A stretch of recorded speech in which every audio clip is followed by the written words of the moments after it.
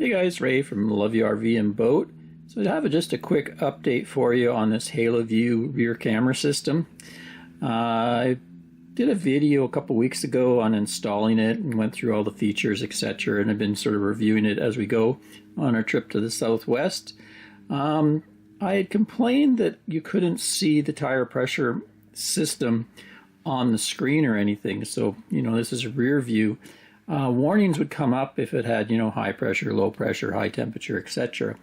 So I gave my feedback to Haloview, and they got their developers to work on it, and they've kind of solved that by putting an overlay on it that you can choose to have on or off. So I'll just show you that. If I touch the screen here, you see TPMS view off. If I click like that, suddenly I get this appearing as an overlay on the screen, and then it just alternates through each tire. So that way I can kind of monitor the tires as I go without having to touch the screen a couple times. Before, I'd have to touch the screen a few times to actually see and the pressure and temperature. Now I could just touch that if I want to see everything or do any settings, or otherwise I can just have that up in the corner. Or you can choose not to have it, or you can choose to have it a little dimmer on the screen, just like that. So that's pretty cool. It's nice that they responded so quickly and solved that problem. So I just wanted to update you in case anybody had seen the original video.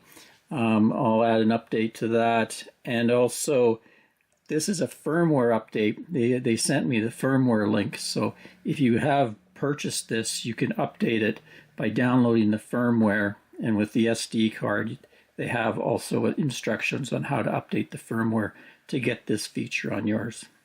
So anyway, that's it for now. I'm still testing this. So far everything's working well.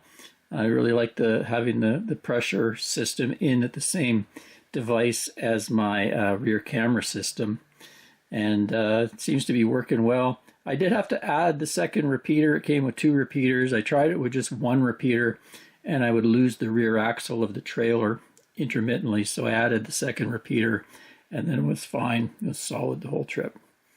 Okay, I'll come back, like I say, and give you an update probably in a month or so, and let you know how it's performing. Till next time, Ray from Haloview RV and Boat. Cheers, everyone.